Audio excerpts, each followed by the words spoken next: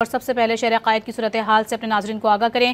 کراچی میں گزشتہ روز کی طوفانی بارش سے جگہ جگہ مسائل کھڑے ہو گئے۔ کئی شاہراہوں پر اب بھی پانی جمع ہے۔ شارع فیصل، گورا قبرستان، شاہین کمپلیکس، سندھ اسمبلی، اردو بازار، drug road, under pass, M A Jinnah road, نمائش اور دیگر علاقوں سے نکاسی آب نہ ہو سکی۔ ایوان صدر، Ziauddin Ahmed road, arts council road کا ایک ٹریک بھی صبح تک برساتی پانی میں ڈوبا رہا۔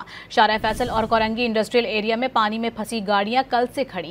کراچی میں بارش تھمے کئی گھنٹے بیت گئے لیکن بیشتر سڑکوں سے اب تک پانی نہیں نکالا جا سکا۔ شاہین کمپلیکس، گرو مندر، نمائش، M A Jinnah road, Sindh assembly, Drigh road, underpass اور اردو بازار سمیت دیگر کئی مقامات پر اب بھی برسات کا پانی جمع ہے۔ گزشتہ روز مرکزی شاہراہوں پر موجود پانی کی وجہ سے شدید ٹریفک جام بھی ہوا، جس کے باعث دفاتر اور کاموں پر جانے والے شہری رل گئے۔ بارش کے بعد شہر کی خستہ حال سڑکیں بھی تباہ ہو گئیں۔ نیو ٹاؤن میں سڑکوں پر گڑھے پڑنے سے گاڑیاں دھس گئیں۔ شہریوں نے شکوہ کیا کہ انتظامیہ کی نااہلی کے باعث ہر بارش میں ایسی ہی پریشانی کا سامنا کرنا پڑتا ہے۔ بہت برا حال ہوئے بھائی، ایسا لگ رہا ہے رات کو نیوکلیر مارا ہے کسی نے کراچی میں۔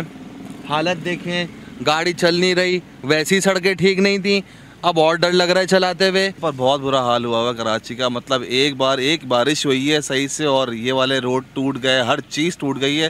تو برائے مہربانی کراچی کے بارے میں کچھ تھوڑا سا ہی سوچ لیں۔ ادھر وزیر بلدیات سندھ سعید غنی شہر کے دورے پر نکلے اور سڑکوں پر جمع پانی کی فوری نکاسی کی ہدایت کی۔ میں کلکٹن سے ہوتا ہوا آیا ہوں، سڑکیں ساری کلیئر ہیں۔ یہاں پر تھوڑا سا پانی یہ ہے، یہ دکھا سکتے ہیں آپ کو، اور اتنا زیادہ نہیں ہے لیکن یہ بھی انشاءاللہ تعالیٰ تھوڑی دیر میں سے صاف ہو جائے گا۔ گاڑیاں جا سکتی ہیں یہاں سے لیکن یہ پانی نکل جائے گا۔